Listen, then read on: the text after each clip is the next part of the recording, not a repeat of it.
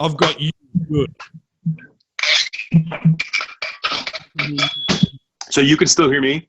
Yeah, I can hear you good. Yeah, I can hear you. Okay. Let me see if look. Beautiful. Oh, that's great.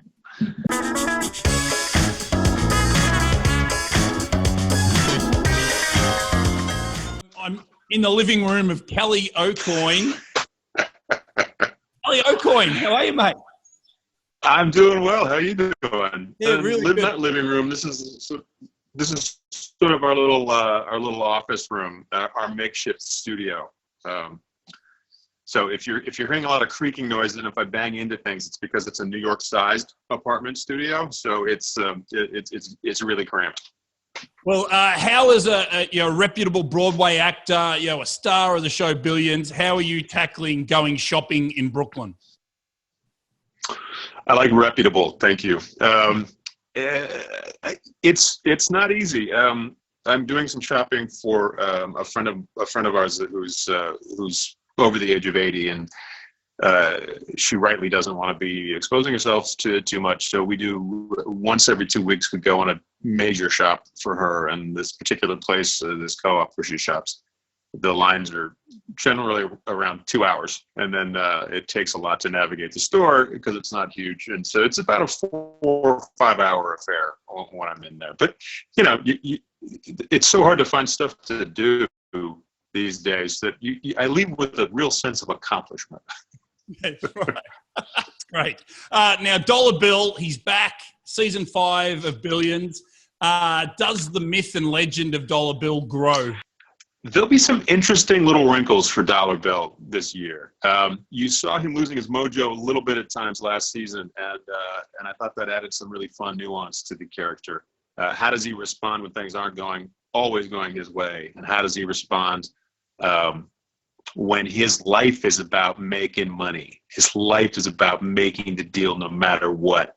How does he respond when things don't always land like they should? Playing Dollar Bill, what's it like walking around the streets of Manhattan, in your normal life?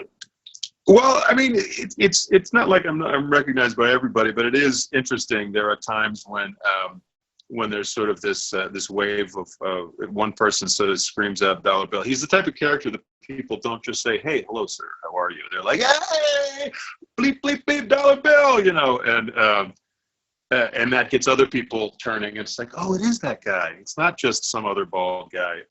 And so there are times when there's an exuberant greeting on the street. Obviously, the closer I am to Wall Street, the more so. And interestingly, cops and firemen too. I go by a firehouse, and it's like Dollar Bill, Dollar Bill, Dollar Bill. So, all right, so we got it. So Wall Street guys. It can be fun. So Wall Street guys, hedge fund guys love you. Guys that wear vests, they tackle you. Even if they're not wearing vests in the street, yeah, they strike me as best men. Now, how do you explain this? How do you explain Dollar Bill to people that really don't know him?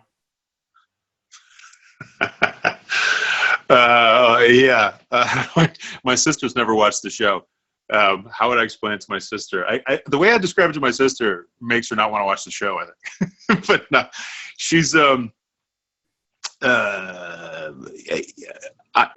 I talk to her, I think I double down too hard on the whole. How much can I swear on this? Yeah, you can bleep me? Yes. Okay. So when I describe it, it's hard not to describe him without some really choice swear words, and douchebag would be the lightest of the brilliant. That sums him up. That's the descriptors. Yeah, but he's loyal. He is loyal. If he decides that you are worth his loyalty, then he is loyal to you. His favorite word is fuck. He never met a chicken he wouldn't sacrifice for the good of whatever firm he's working for, which happens to be AXCAP. And he's a terrible boxer. As if you've seen season 4, you know what I'm talking about. That's right. You and Dan Soda, right?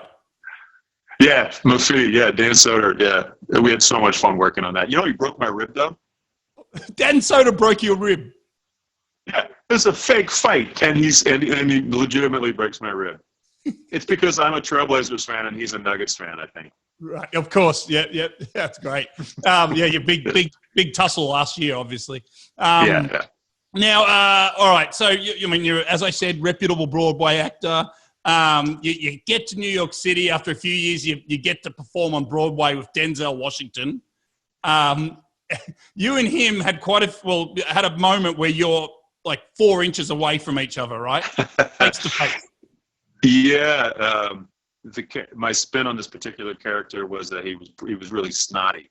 And so the 2 scenes that Denzel and I had together, I was always like, I'd say the lines very instead of like, and I got to have the last line in both the scenes.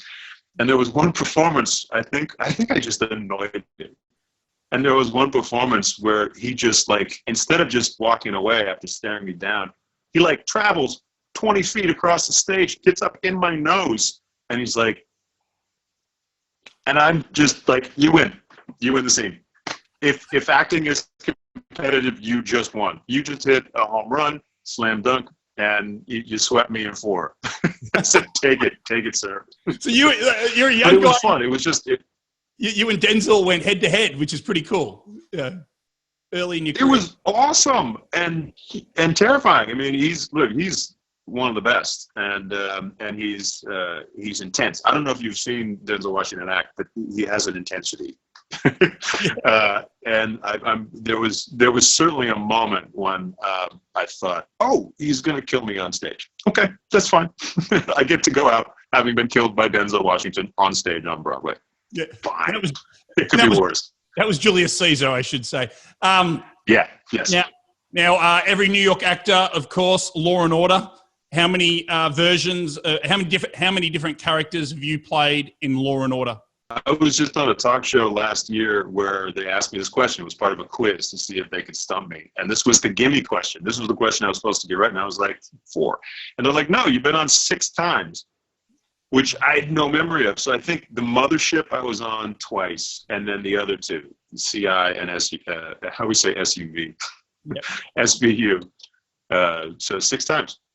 And what's the weirdest character that you've played? I was always the suit guy that was just a real snot that no one liked, and it was just getting in the way. Or I was the grieving yuppie of some sort that people felt bad for, but they also kind of hated too because he was so entitled. I had a niche. I had a really annoying niche for a while. I guess Dollar Bill is not as annoying, I think, to most people, and I could be wrong. But he's taken that annoying tendency and turned it into something more ferocious and maybe more interesting. My grandmother, so the weirdest role I would have played if my grandmother had her way. She was like, "Oh, you're on Law and Order. Oh, do you get to play the victim?" And I had to tell her, "No, do you ever watch the show? Like the victim's always dead when the show starts." And she was like, "Yeah, but still, I think that would be really interesting." Like, okay, grandma, for you. What a great for you. Well, yeah, you got to tell me what would happen to you if you brought the character Dollar Bill home to your wife. To my wife, I've already been told I'm out. I'm out. No, she watches the show. She loves the show. There's a great. I mean, I'm really good friends now with. This is season 5. I'm great friends with a lot of the cast and crew, and I think it's fun for her to see how wonderful the cast is when they play such douchebags. Just shitty people across the line. They don't have the best moral compass, I'd say, of anyone on TV. But yeah, so I think it's really fun for her to hang out with some of these people who become legit her friends as well, and then watch them and just be like, oh God, such a jerk. So he would kick you out. He'd kick you out of the house. Oh yeah, no, I'd be on the street. I'd be over at your place. Well, mate, I call you the. I hope you got an extra room. Yeah, mate, that'd be an honor to have Dollar Bill living with me. Yeah, the cheapest millionaire. You call me the what? The cheapest millionaire in America. Yep. I know. I remember when when I read that description, I was like, they're thinking this is a potentially interesting. Right. Well, it's a beautiful thing with acting that this one character has become this folk hero to Wall Streeters. You know, I giggle at that. I do too. When I was playing this character, Pastor Tim in The Americans, he was the sweetest man in the world, and everyone wanted him dead because he was just getting in the way of the bad guys. And then I played this complete asshole, and they're just like, yeah, so, taught me something about culture. Oh, well, mate, thanks so much. It's an honor to talk with you, Kelly, the legend behind Dollar Bill. Well, it's great to see you again. Cheers. Yeah. Stay safe. Thanks, mate. Awesome.